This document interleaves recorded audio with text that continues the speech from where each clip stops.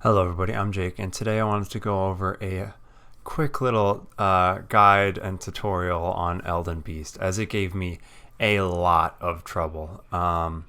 Mainly, or at least in large part, due to the fact that Elden Beast takes no damage from Holy, which is pretty much my entire build's damage, as you can about surmise. Not only that, Elden Beast also...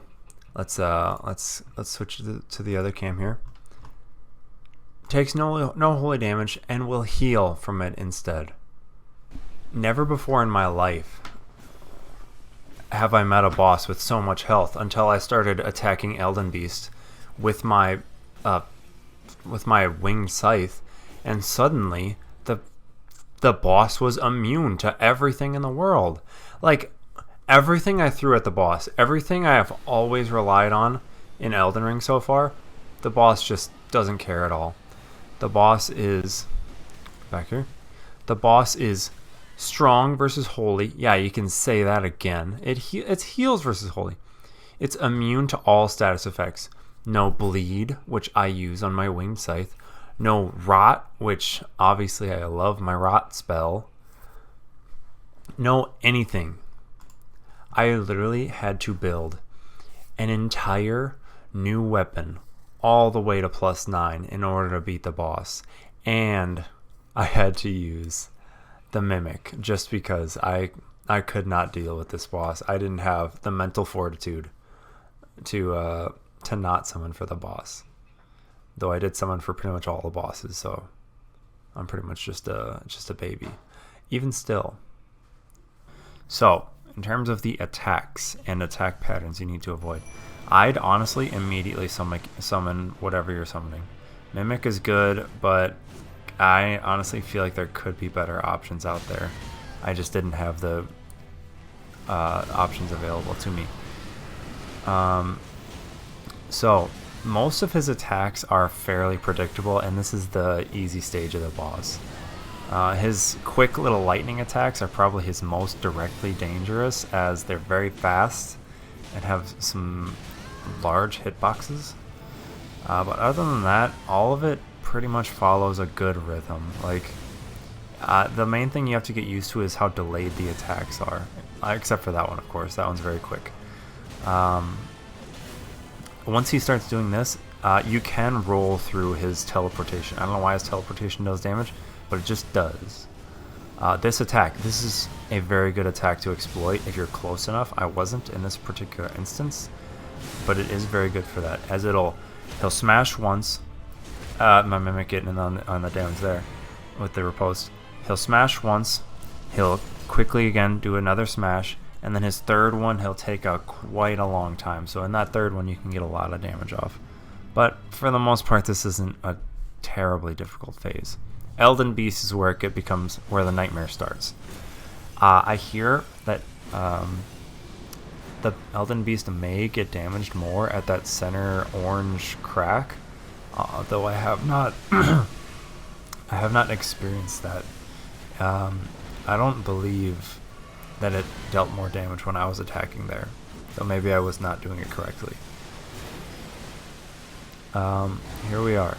Most of the Elden Beast attacks are fairly easy to exploit, and honestly, if it was just like this and just sort of like a damage sponge sort of running away concept, I wouldn't mind it so much. But it's like Lord Rykard in some ways, where the boss has a lot of HP and also has another fun trick where it will what is it? It has one attack or two attacks that will literally just instantly kill you, and you just have to pray to RNGesus that you survive them somehow and are able to damage. So most of the sword swings are pretty easy to dodge. They follow a pretty good rhythm. Those sword swings also have an added range to them, but for the most part they follow a pretty simple pattern. Just roll as soon as you see them coming your way. Same with all these sword slashes. They're nothing too crazy, but even still I get hit by them because I'm bad at this game. He's very forgiving. You can be quite aggressive with your damage against this boss. Like, you can hit many times, and in fact I'd encourage it for the most part, as the boss has tons of HP. It has oodles of HP. This attack right there is one of those BS moves where it's just non-stop stab, slash, just nightmare. Roll when you see that. This attack, when you see this, kiss your butt goodbye. This is the one. This is the Flaming Skulls of Rykard of this boss. So, this star will be chasing you. Sprint one direction. When it gets close to you, and it will, because you can't outrun it, roll back the opposite direction, as it takes a while to sort of spin around and come back to get you. Just do that constantly.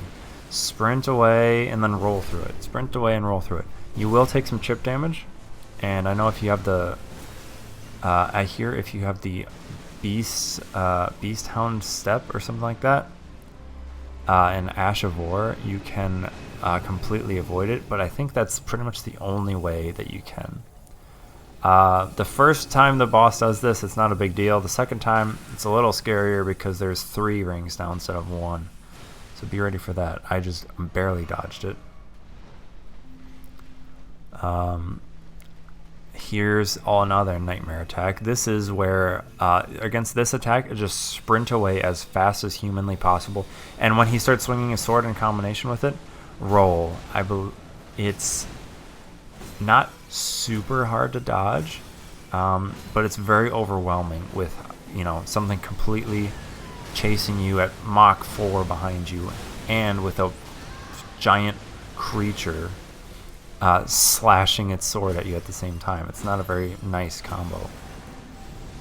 That attack, I've never been hit by that attack, but it's fairly easy to dodge. Just roll towards it, and you really don't have to worry about that one, in my experience. And there you go. That's Elden Beast all done. So thank you so much for watching. I really appreciate all the support you've all been showing me lately. It means a whole great deal to me. Be sure to like, comment, and subscribe, and I will see you in the next video. Bye.